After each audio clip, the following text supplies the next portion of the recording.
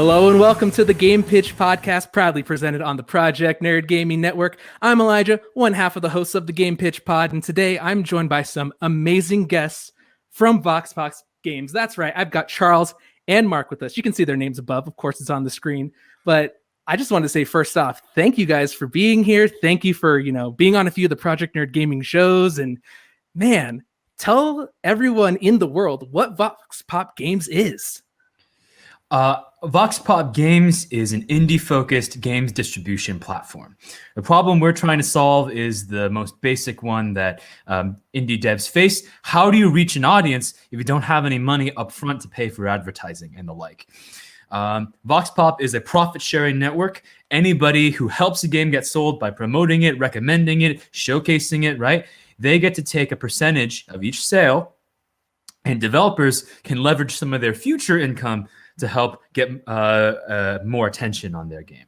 This is exciting because on the GamePitch Pod, we talk about indie games all the time. They're our life. They are our wife. Like, we're always just like, oh, I love Celeste or I love Limbo. Like, indie games are in our heart and our passion. It's one of the things we support. I actually just released an indie game and it's on Game Pass right now and it's doing really well. But I think that I really love that aspect of this service, right? So that you guys are spotlighting indies, that you're giving them a platform. I was surfing through some of the products you have, but would you say that there's a lot of different products in this space right now, or are you guys kind of leading that charge? Are you kind of innovating in a way? So in regards to trying to help developers create their own affiliate marketing structures, wow, I should have come up with simpler words to say in advance. But in terms of that, we are leading the charge. There is no direct product. In terms of how developers have previously tried to leverage the same kind of attention, right? There aren't really a whole lot of unified places for that. One service that people have commonly used was Keymailer, right? Yes. So you would give free copies of your game to various influencers, let's players, streamers, and hope they would play it. There are a couple problems with services like Keymailer, though. One is they're fundamentally tied to Steam.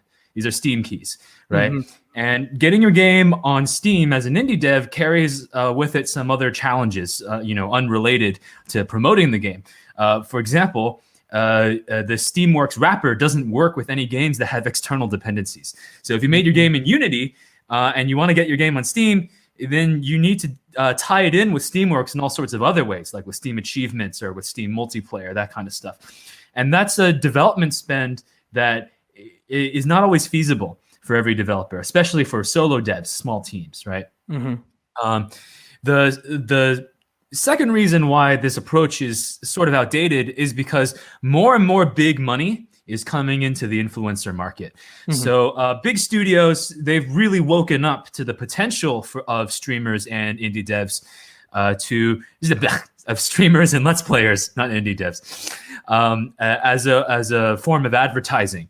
And so as an indie dev, and when you want to try and get a streamer on your side to stream your game, they got to say, well, what's in it for me? Yep. Right? Because you're competing for attention with all these other studios. Mm-hmm. You're competing with, Raid Shadow Legends or whatever, right? Yeah. So, that's what VoxPop is really trying to address. We're trying to make it so that indie devs have a tool to reach these streamers. You can go up to these streamers and, hey, say like, every sale that you convert for me, right? Every single one of your viewers that decides to buy this game that you're playing in front of them, I'll give you 20%, 30%, 40% of the sale, whatever, right? And you can stream my game in front of your audience. And we have testimony from some of our streamers as well, particularly Blade Burks, right? That streaming audiences, right? They really don't like to donate for content that they're getting for free anyway, right? Mm-hmm. So if you want to get your audience to support you, a much more efficient way is to ask them to buy something that will then give you a percentage, right? And what better thing to promote than the game that you're playing in front of them regardless, right? So that's really the idea behind this. We're giving devs a tool, and we are giving streamers a new monetization channel. Basically. I need Eli's game on VoxPop ASAP. So you can't tell me that you're going to be on Game Pass and you're not going to at least try out our tool set after the conversation that we're having. No, you know my bad. We'll talk. So I think boiling down everything, because this is a ton of information, and I really love the way that it sounds like things are almost passion first to me, because when you're a streamer, right, you're going up against the algorithm, you're going up against the meta, all the things that are super popular in the world, but then you're able to curate almost a library of things that you think are cool and you want to push your people to. Am I getting that right? Exactly.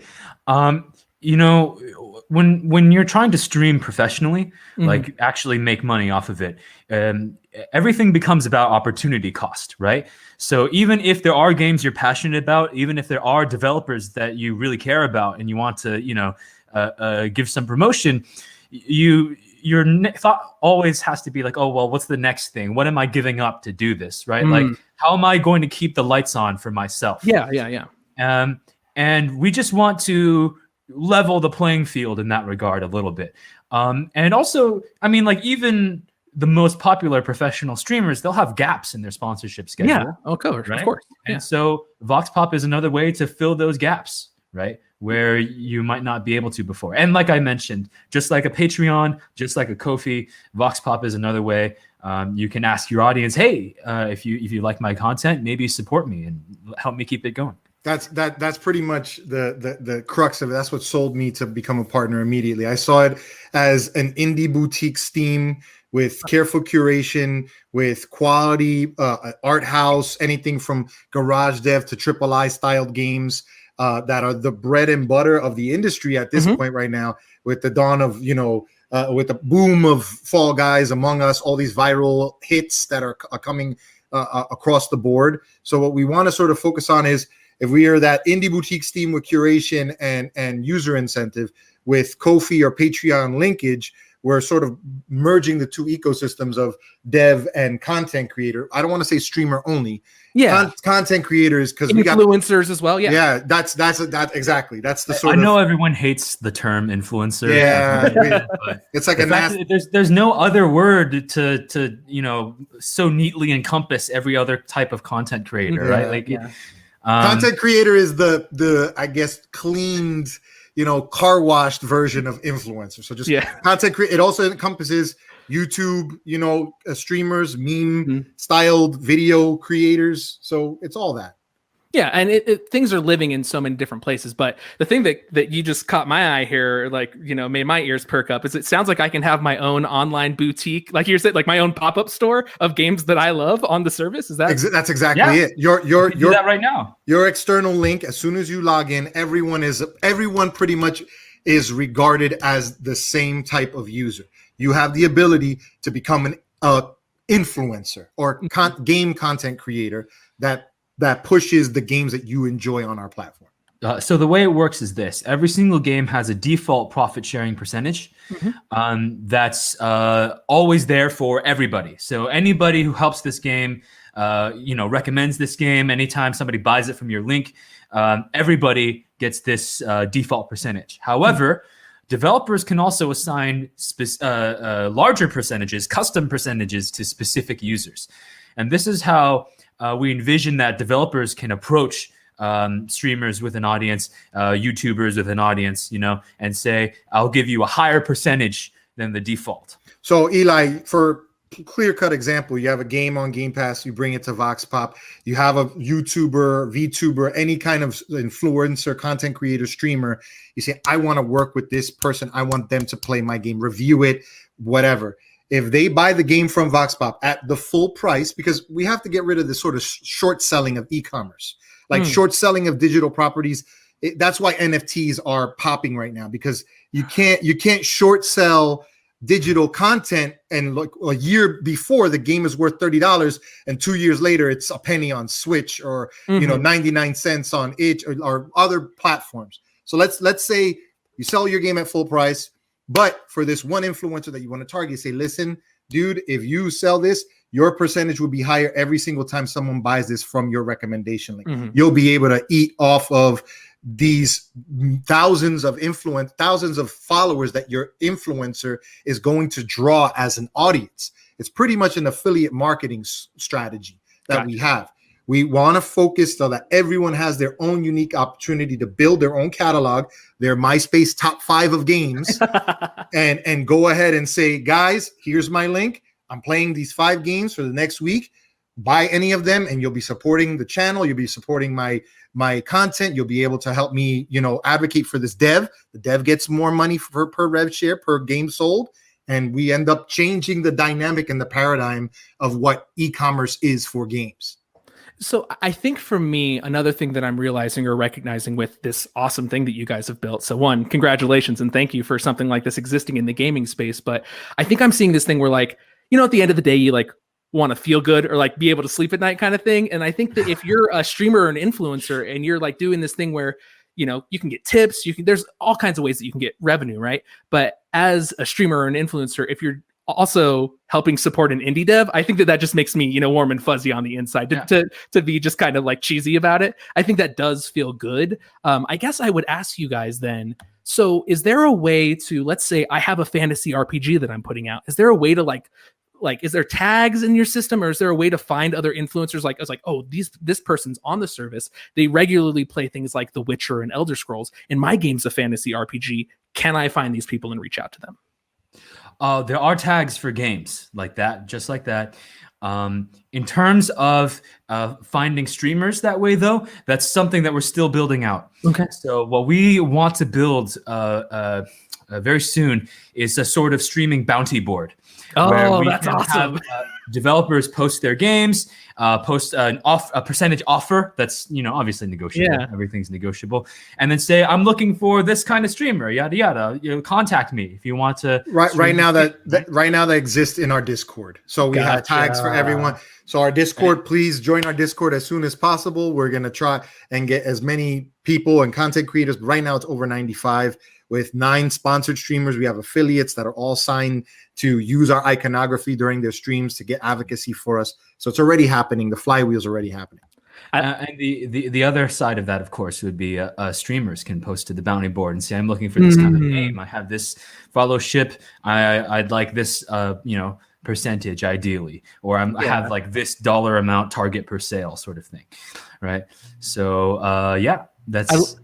I love you guys gamifying it. That as soon as you said bounty board, I was like, "Yep, that's the quest board." And wow, I'm going to it with the exclamation point. I'm clicking it and seeing what's available. I love that. Charles and I we're indie dev centric. Charles was an indie dev for years. I've been working in the industry for 16 years in AAA, and all we did was steal ideas and jack ideas from independent games. I'm not gonna lie about it. There's a reason why the Red Dead Redemption wheel structure is the way that it is. So. Those are all ideas that were taken and generated in feedback. I love it. Pretty much derived from independent games. So they don't get their just desserts. They don't get their they don't get anything other than short sell your game every summer and every winter, and you guys will get some bump, but you'll still plateau. Right now, we need to change the dynamic. The dynamic here is sell your game at full price, but you use the user incentive to say, hey, you'll gain money. More people would rather hear that they're going to get money rather than saving money at this point. It's like a psychological thing.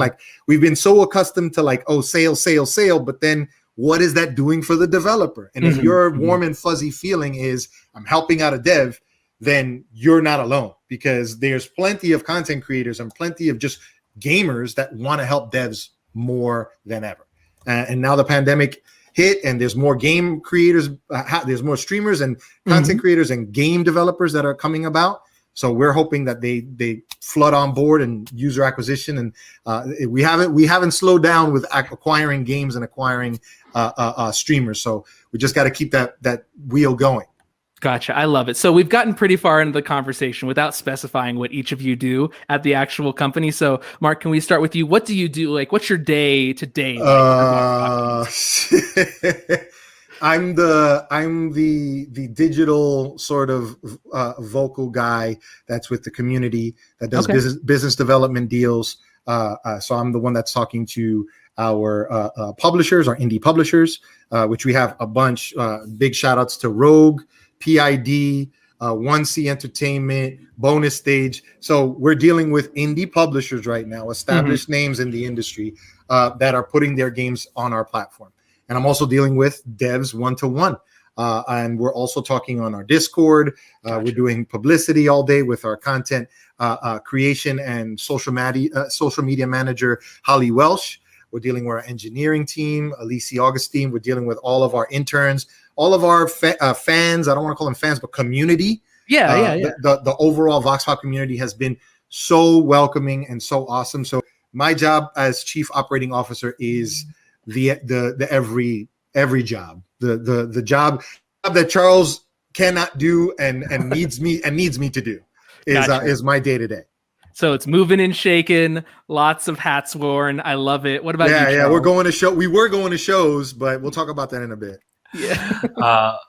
I'm the CEO. And actually, the funny thing about being in a small company is it's actually a lot like making a game as part of a small team. As an indie dev yourself, I'm sure you're aware, when you have a small team or when you're working solo, you kind of got to do a little bit of everything. You can't just like throw it to your dedicated guy, right? And being the CEO of a new startup of a small company means doing every job that you haven't hired somebody else to do yet. Gotcha. Right. So, for example, a lot of my day recently has been trying to do a lot of legal research. So I've spent a lot of my time getting caught up in legal research about stuff because we don't have permanent legal counsel. Right. Stuff that I had there are things that seem really obvious in retrospect that you just didn't think of when it came time to start something. I never bothered to research what EU tax code looked like. I guess in the back of my mind, I just sort of assumed, if someone from the EU buys one of our games or whatever, I don't need to worry about what the EU's tax code is. I pay taxes to the US government. Not so, right? Many laws that VAT gets when I started. So the latest version of the IRS's NRA tax withholding law actually didn't go into effect until March of this year, right? So that didn't exist when we decided we were going to start VoxPop, right? So all of these legal questions, I try to settle them, but and try to do the research I can without without reaching out to some kind of legal counsel, right? Gotcha. I've often been the hiring manager. I've often had to be a liaison to potential investors and the like, right? And business development, Charles. And when we were on, Charles is being humble here. Gotcha. But when we were at PAX, this is me with years of experience working with Rockstar and Capcom and all these other companies. Doing biz dev deals with them, and I flubbed. Talking to indie devs is a completely different thing than talking to AAA publishers or developers to try and do offshoots. Charles is an amazing business development manager. He pretty much put forth a lot of the deals that we got through our Able Gamers deal, a bunch of stuff that we had with Rogue. So there's a lot of stuff that Charles is being humble with. Business development, Charles is leaps and bounds beyond his years in experience to saving my ass. So I'm glad that I had him for that. Anyway, my real main job as CEO is being the one who waits for tech support. Every time we need to do customer support, tech support, everyone else is too busy for it. It's like, all right, fine, I'll do it. That's amazing. That's so good. Okay, so we talked about you guys. Let's talk a little bit. You touched on some of your team too, but can we talk about some of the talent you work with, be that in studio or in your doors or outside, and some of the influencers that you're partnering with? In terms of our company, we are lean, but we are working very efficiently, and we're burning forward. We have one permanent engineer on staff. He's Alicia Augustine. He does excellent work. He's been a rock star. Shout out to Gustin. Huh? Oh, I just said shout out to Gustin. Yeah, exactly. Alicia. Yeah. Although we've worked with several engineering contractors as well, it's also part of my job to manage them. And our social media manager is Holly Welch. You'll see pineapples with sunglasses everywhere in our store and on our social media. That was her invention. We're really happy with her work. So the story behind that, and I'm going to give you a little bit of insight. Please, I love it. Pina is our mascot. So everyone was like, we need to have a mascot. We need to have a mascot. Steam has like the Valve logo or whatever. Nintendo has Mario. Sega has Sonic. Crash Bandicoot fluctuates between what it used to be for Sony. We have Pina, which is a pineapple with sunglasses. We were supposed to launch on 4/20 of last year. Gotcha. Pandemic. It got delayed to 5/20. Pandemic killed everything, and I was just like, let's put up sunglasses on pineapple. Let's have different variations. Like the streamer version is a real pineapple with real sunglasses. Yeah. Everything else is either animated. We have like this cool video that we did, like was choose your character, like a Smash Brothers homage. You can check it out on YouTube and stuff. It's like choose your character, has streamers. So every time you pick a different role when you signing up, streamer, gamer, content creator, or developer, you'll get a different pineapple head. And then you could change your avatars or whatever. Most of the people just stay with the pineapples. They love it. But yeah, that was a cool invention by Holly. We all work to troubleshoot and brainstorm and whiteboard ideas. Gotcha. But yeah, it's been great. Now, in regards to the developer talent that we have, nothing in-house so far, but Marc can tell you all about the developers and streamers that we've been reaching out to. Yeah, we have streamers that are in the top 2% of Twitch. So we have Twitch partners, we have Twitch affiliates, we have people that have become affiliates by using VoxPop. So we have more than 10 people since we've launched that have gone from 0 to full affiliateship. And they signed with us, and it became this thing that every single time, once they were like, hey guys, we're going to try and do this VoxPop game, a couple of key cool events that we've had are tournaments or indie competitive events. Okay. They've been Cash App sponsored. Last year we had like a Venmo sponsorship. This year we're doing like a whole bunch of different things. So the key games that we have are Guardians of Ladino Forest. It's like Super Space Age, like Space Harrier meets Doom. So think of it as Attack on Titan with golf balls. So that's a tournament that we have annually. We had one during our closed beta, and now once we went live, we had it for our sort of launch. And then we have Knockout Party, which is another cool game. That game has been seen by millions of people through Slogo, but he's not affiliated with us. But that game is pretty much like a party smash game where it's 4 players. You guys are going around throwing things at each other, and whoever knocks out each other each round is the winner or the king of the hill each go round. So it's a really cool jump in, jump out game. It's $6. Gotcha. But the devs have been really, really cool. Like I said, we have exclusive content. So we have made for VoxPop games. So games that are on other platforms, they say, what am I going to do? It's just going to put it on another storefront. So I said, hey, if you want to spend some time building something out, you can craft a made for VoxPop SKU variant, which I got from. Yeah, go ahead, Charles. Every made for VoxPop game has exclusive content that is not available anywhere else. So the true complete version is exclusive to VoxPop. Yeah, of course, we also do have full exclusives that are only available on VoxPop.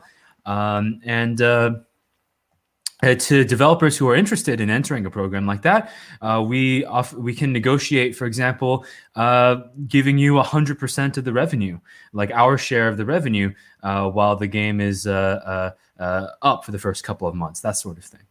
That's awesome. Yeah, because you mentioned earlier, Eli, that you guys talk about Celeste. So one of our key titles, and you'll see it in the coming soon page on the platform, at the marquee for the hero tiles, we have Weaponeer, which is our partnership game with Able Gamers.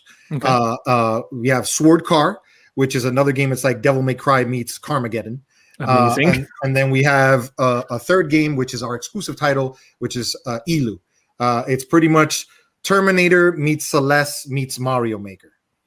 It's a game that's going to be wildly popular with the custom build crowds. Yeah. The people that want to like build savage rounds of like Mario Maker Impossible Death, like struggle matches, Super Meat Boy style runs, or the dev even created Celeste's first level using the tool sets from cool. Elu.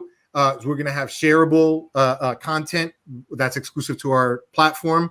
The game is going to have exclusive bosses. We helped write parts of the storyline for it with the developer. Okay. So you'll see when you log into our corporate site, it says distribution and development. So we're helping promotions, marketing, digital distribution and development, and marketing and advertising and advocacy.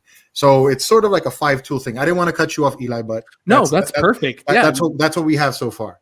No, I love it because that's like you're bringing your games expertise and your know-how, and you're helping these people who might not have known any of these things. Like you're saying, Charles, like having to learn the legal stuff, right? Almost every indie dev has to wear all these hats, and they're doing art, but they're doing social media, and they're doing promotion, and they're doing all these things that aren't necessarily you would maybe romanticize as regular game dev, whether it's writing your fantasy character story and the twist in the game, or doing the programming or the debugging. But these are all important parts of the game. So I do want to talk a little bit about the games too, because the ones that caught my eye as I was looking through your stuff, Bounce Night looked good. I really like Bounce Night because that Meat Boy stuff. And then I wanted to ask you guys, what is Carrot Hell? What is that game? Like, so last week we had 2 weeks ago we had 2 releases back to back. So we released on Tuesday because of Sonic Tuesday. Yeah. Okay. So we're doing the homage because now everyone's launching on Fridays because Nintendo does it. We're keeping it with Sonic 2 Tuesday. So we had this game called Sweet Pea launch, which was you play as a pea and you're going through like area to area. It's sort of like a platformer, but like you're shooting yourself with a pea shooter. That's amazing. Then the following week we had this game called Carrot Hell. Now it's pretty much a reverse bullet hell. You're avoiding. So we have some micro art house games. So it's pretty much the reverse of a bullet hell. So instead of shooting out different patterns, you have to clearly avoid different patterns while this giant carrot comes out of hell and is just spewing all of its offspring onto you. So that right there. If you're a content creator and you can't get something out of Carrot Hell from VoxPop, you're doing it wrong. You're doing it wrong. And as a bonus, the creator pretty much says, I'm giving away 30% of the game. Like, I don't give a shit. Whoever memifies this game, that's the power of our platform. A dev could just do that, and we see that they queued it up and say, okay, Edward Atkin, which is the dev, pretty much set this as 30% for launch. And then I asked Ed, I said, Ed, are you sure? He's like, man, I want people to play this game. I don't care by hook or by crook. So I was like, when do you want to change this? You have the power to change this whenever. He's like, next week I'll put it for 40%. I don't really care. Just get it out there. Let's make it happen. So that is what is occurring. So I'm glad you picked up on Carrot Hell. Pick it up, support the dev. Cool. Yeah, I liked it. So that dev has also other games. Other Minds is incredible. So check out Other Minds. You'll see next week we have wish listing going live, and we have related titles because we have a bunch of games that are from the same developer houses or collectives or main devs or even publishing houses. So we have a bunch of new stuff that's iterating each variation that we come. Next week we're going to have wish listing so we could get Sword Car popping with wish lists because that thing is hot and heavy, and then we're going to get Elu wish list going as well. For Bounce Night, to answer your question about Bounce Night, that is a speedrunner's fantasy. It looked real good. I loved it. Yeah, that game is cool. And then another game that is being played is Mail Mole. That's from our publishing partners, PID. That game is another. We have a lot of speedrunner games, a lot of quirky indie competitive games.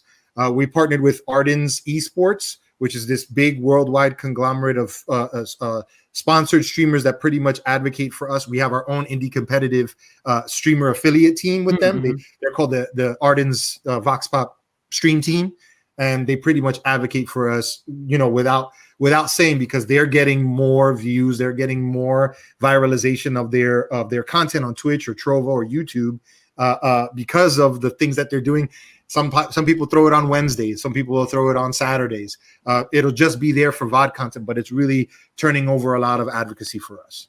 Love it. Love it. So I wanted to ask Charles, about the name. So your VoxPop Games, is there a story of where it came from, or is it just like something like spreadsheet, or like it was the the one that was just like, oh, this is fine. I mean, I wish there was a better story. It's like cute, like basically, I wanted the name to have something to do with Vox Populi, the phrase "voice of the people." I found that, when it was shortened to Vox Pop, it sounds friendly. It sounds kind of like it sounds like an app name. Yeah. And when I did a Google search, there were no other technology companies with Vox Pop as the name. The only other company that was named Vox Pop was like an Indian clothing brand. So I said, there's a data void. It's a friendly sounding name, and it's got a meaning behind it that I like. And that was really it. That's the entire thought process. Sorry. I love it. It's simple. No, that's not bad. That's perfect. I love the Vox Populi thing. I have heard that phrase many times, and I did not make that connection because I am not smart. So thank you for explaining it, Charles. I appreciate you also have to actually, if you search Vox Pop without the word games, the first thing that comes up is the Wikipedia page for Vox Populi. So. And we're working hard. Yeah, we're working hard to get SEO so that we're the next time Vox Pop hits, it'll be Vox Populi, then it'll be Vox Pop Games. So Wiki's coming about. That was extremely obvious in retrospect, which is that, of course, Google search results are different order depending on where you are. So it was dumb of me to not realize that. But so this may not be the case for you, but for me, when I search Vox Pop without games, number one is Wikipedia. Just don't tell the user to just Google Vox Pop Games. VoxPopGames. That's it. No, we're gonna change that. The PN audience, we got you. Everybody, go to Google and check it out. Just give us a Google search and sign up for your gamer handle. That's it. That's all we're asking. We need that. Yeah, we're working on a Wikipedia page, hopefully soon. We have enough SEO to manage it, but because of COVID, they've changed the parameters for getting an article listed. So they've made it extremely difficult for any small business to try and get their stuff, even if you have 5 to 10 pages of SEO, which we have 8 now. If you clear us, you type in Vox Pop Games, you'll help the SEO, you'll help us get listed, you help us get our article placed. Basically, because of a lot of COVID conspiracy theories, they've really clamped down on the number of that makes sources that are considered reputable, right? So it means that you need a lot more mainstream press attention to get a Wikipedia page. But I actually want to get on the Project Nerd article base, so that'll increase our SEO as well. So we got you. All right, articles. We'll have some articles for you. Don't worry. We'll do some coverage on either Elu, Sword Car, Weaponeer, anything. So yeah. No, we got you. In the podcast post, we'll make sure that we credit you guys so you could get some of those articles up there. All right. So before we started recording, we were talking about pitching games, right? So I know that, Charles, you wanted to pitch one. Let me pitch you mine real quick here. Then you pitch yours back. We'll have a little volley here. All right. So my game, it's a stealth game. And your grandmother, you're a dragon. Your grandmother is a hoarder. She has this huge pile of treasures and jewels and all this thing. And it's clogging up the cave. Like, you can't move around. She's going to die because of all this treasure in there. She's going to suffocate. You, a concerned dragon grandchild, you're like, I want to help out my grandma. So what am I going to do? It's a stealth action game where you go and you take all of her jewels and her amazing armor items and you go hide them in chests around your random towns and towers and caves. So the entire idea of the game is filling all the chests that people find in all these dungeons and stuff with your grandma's loot. So that's how all the loot got there. What is the name of this, and when can I get it on VoxPop Games platform? What is the name? Hoarder. I think it was just called Hoarder. Yeah. Okay. Because your grandma's a hoarder. And what style is it? Is it spiral style, or this is top down? It's like spiral. Yeah, it's like a third person like stealth game, but you're like, like the different type of jewels or armor that you have, because you're this little dragon. So like there's this oversized armor on you and you're moving around, and like the different items, like if it's jewels, they'll make different noises when you're moving. Metal Gear Spyro. Yeah, Metal Gear Spyro. Yeah, so that's Hoarder. That's there you guys go. I love it. I want it. Do it. Make it happen. Let's see here. So the prototype that has been sitting on my desktop for an eternity, that one day I'm going to have time to finish, is a PvP action farming game called Agroculture. I thought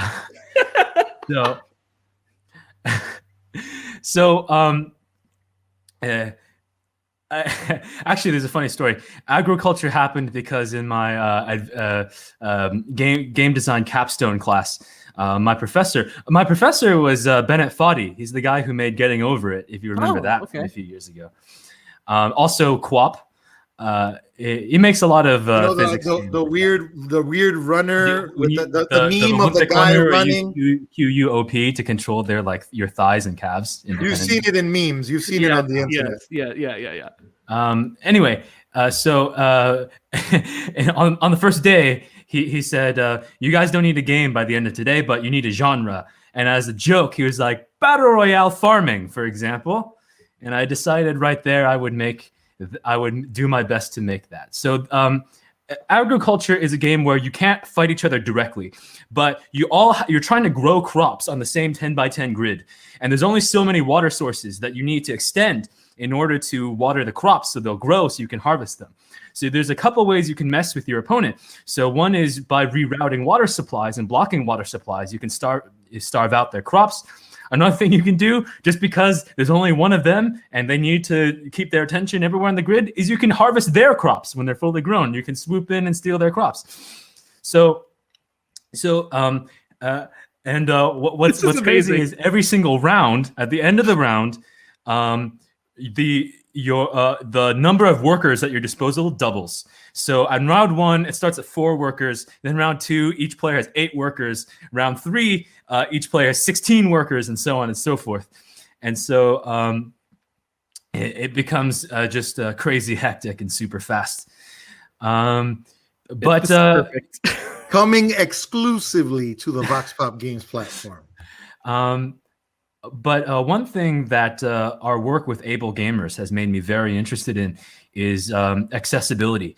So as Marc mentioned, one of our games, Weaponeer, has a partnership with able gamers. What he didn't quite mention is we negotiated that partnership.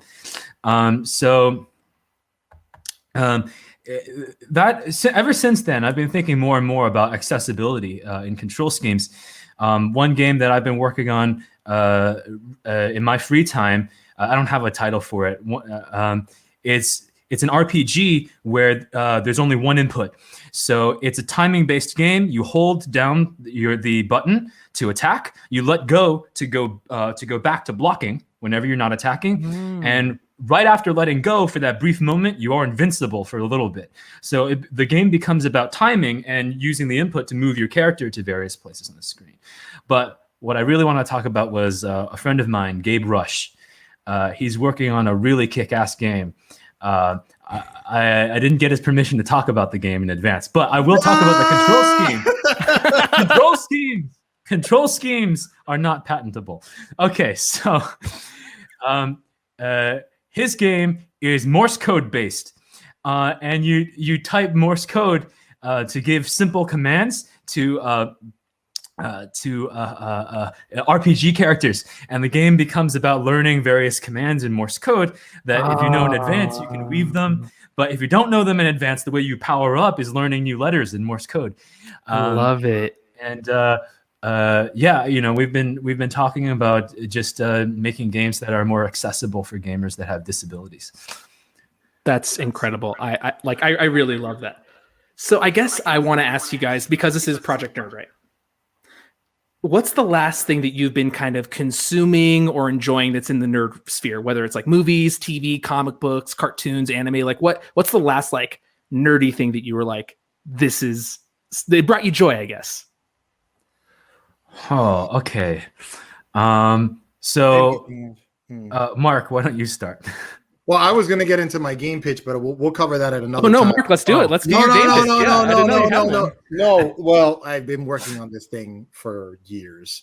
It's called Defend Against Danger. Okay. You just type in defendagainstdanger.com, and that's the pitch. The pitch is you play as a defender, and you have to protect your child from the ills of the world. You have to think of it as MOBA styled. So we're going on a real world grid-based system where a 10 by 10 block of a real world neighborhood, you have to traverse it with your child, or you're the defender of this protectorate. You build your build, so each run that you do, it's procedural. So you're pretty much going. The world is a neighborhood, but that procedural world, each time you go through the actual run, if you're going like up and across or like LOL style, you're going diagonal, you're going through the jungle, but you're going through a real world neighborhood, and in those neighborhoods, there could be different items. There can be different enemy types. We want to do with shadow play. So one of my favorite games of all times is Heart of Darkness. If no one has played that game, you're missing out on one of the most incredible art games that has ever been imagined. So my style of game is, if you cannot defend your protectorate, you're a bad dad. Oh. So you can build your dad to be any gender, any sort of race or creed. Like, it's a build. You're building your think of it like Dead Cells. Each build that you're going in, it's a brand new run. But you're playing it MOBA style. You're going in a grid, and we have locations in Tokyo, Osaka, Brooklyn, San Francisco, San Diego. So it's using real world Google Maps style things, and you're going from one end to the next. Like I said, just go to defendagainstdanger.com, and that is another VoxPop Games exclusive. Oh, I told you this the first time you told me about this game, and I'm saying it again now. You really missed an opportunity to make this a zombie game and call it Dawn of the Dad. Look, okay, Charles, I got to tell you something. I've been doing the podcast with JD for like a year and a half, and your puns are exactly what we need. If you just want to replace me full time, because like our entire goal is to make games based off puns. Like last week we did one called like Investigation, and it's like investigating people to see if they were actually vaccinated. We like, need that game too. We need that game. It's like Papers, Please. Papers, Please. Exactly. That's exactly. JD pitched it. Yeah, that's exactly what it is. Very, very cool. Listen, this is no laughing matter. Okay, in indie business, the pun title is the moneymaker. All right, you're right. That's what you're trading off of. Well, so my first game later. That's how it always is. So here's the thing. My sequel is Defend Against Danger Again. So it's Dada. That's what that's the sequel to it. So Defend Against Danger Again. And those have been patented, man. We have SEO for defendagainstdanger.com, VoxPopGames.com. Okay. Oh my gosh. No, Siri, how do I end a podcast? How do I Okay. So like I said, I want to end on this question. Because this is Project Nerd, and I just want to hear about the things that you're consuming in the nerd world that are bringing you joy. If it's a game, that's fine. If it's some comic or movie or show, but Marc, I know you said Charles to have Marc start first. So Marc, what do you got? I've been okay. So I am going to be a father of two. I've been married 15 years. My wife has had to deal with every type of game that I had to binge through. She suffered through me playing Cyberpunk at launch on Stadia of all platforms. But I just recently finished up RE8 Village because I used to work at Capcom. I was there for the inception of them starting on 7. I never saw what they were going to do for 8, and I'm pleasantly surprised at what they did.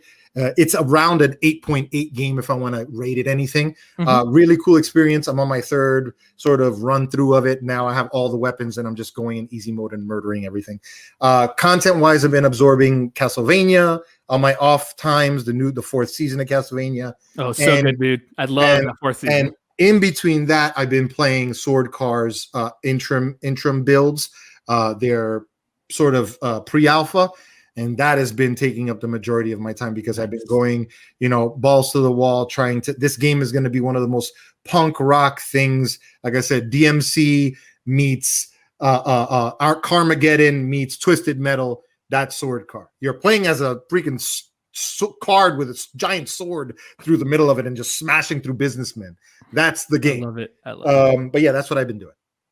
Perfect. Charles, what about you? Well, because of VoxPop, there's just it's been hard for me to get into anything new recently. That's a huge time commitment. But I have been catching up on a lot of anime that I've missed over the years. Over the years, a bit of an exaggeration. I just finished watching Demon Slayer. Nice. As well, there's a new isekai anime that I really like called So I'm a Spider, So What? It's basically Have you ever heard of a show called That Time I Got Reincarnated as a Slime? No, but it sounds like these are things that I would like to, because there's a book like John Dies at the End, and like those kind of titles where I'm just like, yeah, I want to jot these down. Yeah, jot these down. So That Time I Got Reincarnated as a Slime is a by the way, everyone knows what I mean when I say isekai, right? That's do I need to explain that? Let's explain it to the audience, Yes. just because someone watching could not know. Oh, okay, yeah, that's a good point. There's an entire genre of like manga and anime and light novels, which is someone in the human world dies and gets reincarnated in like a video game. Mm-hmm. It's supposed to be fantasy world in general, but ever since SAO got popular, they've all been video game based. They all have RPG mechanics and stuff. So That Time I Got Reincarnated as a Slime was supposed to be a sort of remix of the standard isekai formula, where instead of being reincarnated as a crazy OP protagonist that's like over leveled compared to everyone already, and Bakugo, the protagonist is just like some mook monster, right? I love it. And it was really interesting for the first 5 or 6 episodes, and then it became a harem show. Oh no! A lot of my favorite anime do this, unfortunately. But So I'm a Spider. So what is the version of That Time I Got Reincarnated as a Slime that I wanted? Female protagonist, so probably no chance of that crazy harem nonsense. I said probably. Don't count it out. Don't count it out. Amazing. Oh man, the animation is crazy low budget though, because it's in Crunchyroll original. Okay. I'm checking this out. Noticeably low budget, but the writing saves it though. The writing is really great. So I'm so excited. Thank you so much for joining us. You know, I appreciate you guys coming on. I wish you guys the most success. Like I said, everybody watching, everybody who catches this video at any point in time when you do it, go to VoxPopGames.com, set up your account. Start doing this thing. If you have friends who are streamers, tell them about it. If you're a streamer, tell yourself about it. Look in the mirror and be like, hey, you, hey, me, I need to make a VoxPop Games. I need the handle before someone steals my handle. Yeah, you got to get on there and get exactly. that. You don't want to be Deathbringer 421. Oh my gosh. All right. Well, on that note, Charles, Mark, thank you so much for joining us. Project Nerd, GamePitch, we're here for you always. Check out the website, projectnerd.com. We've got the geeky goodness that'll keep you going. I'm Elijah. Thank you. Check out GamePitch on Mondays. You guys have a great day.